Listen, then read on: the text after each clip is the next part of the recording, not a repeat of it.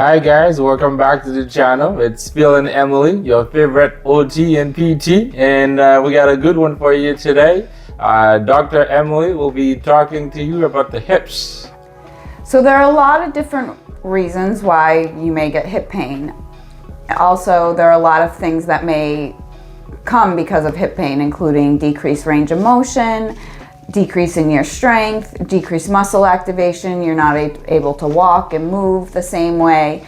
And all of those can greatly actually impair not only your just general function, but we get all of our stability from our hips and pelvis. So if you have pain and weakness or anything in this region, it actually can greatly affect your balance as well.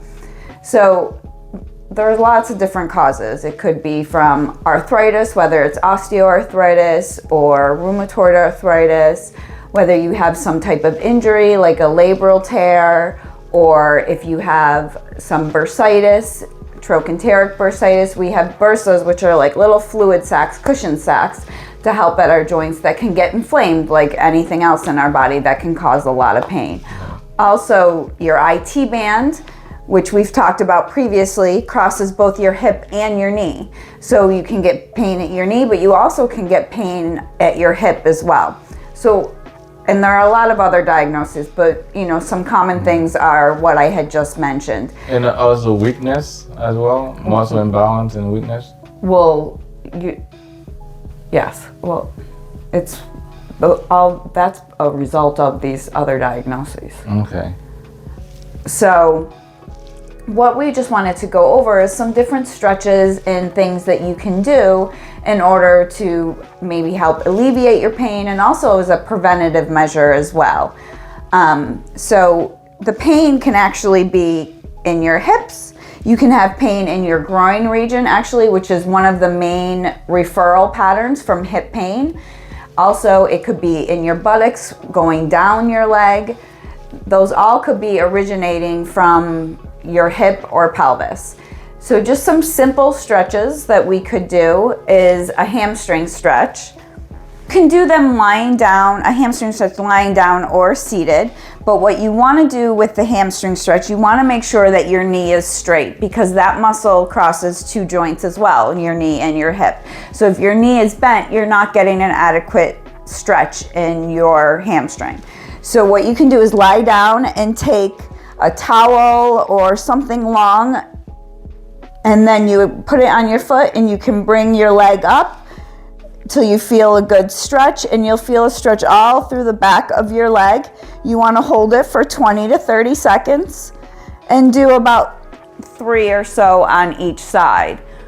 Another good stretch is actually, along with that, you can stretch the IT band as well. So what you want to do is bring your leg up, and then instead of just going straight up, you now want to bring it across, trying to keep your pelvis down across your body, and you'll feel a good stretch all through here, flexing your foot as well and holding it for 20 to 30 seconds. Also, you can get what's called piriformis syndrome, which can be coming from your hip too. And that's a muscle that goes in the back of your hip and pelvis. It runs right like that. And a way to stretch that is called the figure 4 stretch. So you cross your knee to your ankle to your knee. And then you can, if this is a stretch just like this, you can just take your hand and gently put a little bit pressure on your leg to increase the stretch. You also can bring the opposite leg up, which is a great stretch for the piriformis muscle, and you want to just pull it up and hold it. The one thing you want to make sure is that you're not arching your back too much. Your back should be down again, the low back should be down against the surface. And same thing, hold for 20 to 30 seconds. Some strengthening exercises could be, you could just take a pillow between your legs or a ball. Whoop. And then you squeeze the ball, pushing the small of your back down. You squeeze, you can hold for a count of 3, and then relax without letting the ball drop. And squeeze, and you can do sets of 10 of these. You also can do some bridging, which is pushing your hips and pelvis all the way up to the sky, lifting your buttocks up, squeezing your buttocks, holding for a count of 3, and then slowly lowering down. To progress that exercise, you can combine the two. You can squeeze the ball between your legs and then push up and hold 2, 3, and then down, doing sets of 10 of those as well. Another exercise is you bend one leg, flex your foot on the leg that's straight on the surface, and doing a straight leg raise. So pull your belly in, you don't want your back arching, bring your leg straight up, and then slowly down. And you can do this on both sides, obviously, for all the exercises and stretches. And make sure that you're controlling when you're bringing your leg down, because you don't want to just let it fall. You want to use your muscles to control it going down to the towards the surface that you're on. So those are just some simple exercises and stretches that you can do in order to help prevent or decrease any pain that you're having. So tightness around the joint actually causes pain because it's a way of our body protecting itself. So if there's some type of injury or anything in that region, you know, our muscles automatically tighten up around that to help protect you from whatever is causing the pain or discomfort. So actually just doing some stretching can really be a huge benefit to decreasing any of your pain. If you've had any type of fall or traumatic injury, definitely call your doctor or go to the ER immediately, because you want to make sure that you don't have some type of fracture or something much more serious. If you fall or hurt yourself and you can't put any weight through your leg, go to the ER right away. So you don't want to just wait on that. I would highly recommend you go to the emergency room. So if, after running, if I feel that pain, if it's a severe pain, should I still be doing the stretches or should I put ice on it? I would do gentle stretches. The first few days after something starts bothering you is the acute phase. So you definitely want to ice after the activity then. And I would rest and do ice 20 minutes on, 20 minutes off, and try to ice at least a couple times during the day to decrease any inflammation that may be occurring due to the injury. Also, another thing, if you're starting to have some pain and you didn't change anything that you're doing, look at your footwear, because sneakers that you've had for a really long time that aren't supporting you the same way, all of a sudden you may be causing pain. Even though when you're doing the activities in them, you may not feel any change, that support may not be there any longer, so then you alter how you're moving. Right.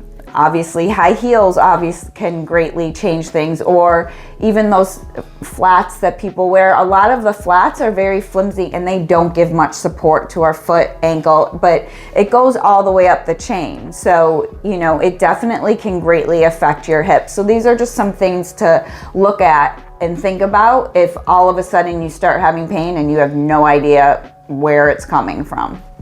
What about walking bare feet? I like to keep my toes expanding.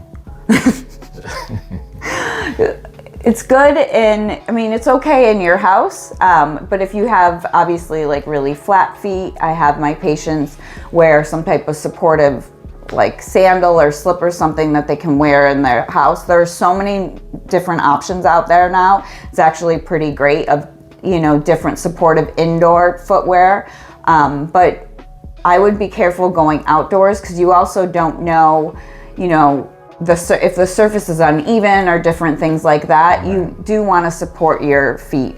A couple years ago, they had those little shoes with toes. Did you see these? They're supposed to those are supposed to mimic a natural gait pattern that because when man was born, we didn't have any footwear, obviously, so it's supposed to create like a more natural gait. But none of us are perfect. So we're all built differently. We're all born differently. The dynamics of our foot and our body, our joints, we all move a little bit differently. So those aren't necessarily great for everyone. I'm not saying that they're not good for some people, but if you're having sudden pain and different things, then that can, make it worse and not be very supportive and cause other problems as well. Alright guys, that's it for today. A really good and quick one with Dr. Emily. We'll see you guys in the next one, and remember to like this video if you find anything that interests you, and also subscribe so you could get the next one. If you have any comments, you could write a little something down below just so we could address anything that you might want us to address next time as well. So we'll see you in the next one. Stay active, stay healthy, And have a good one.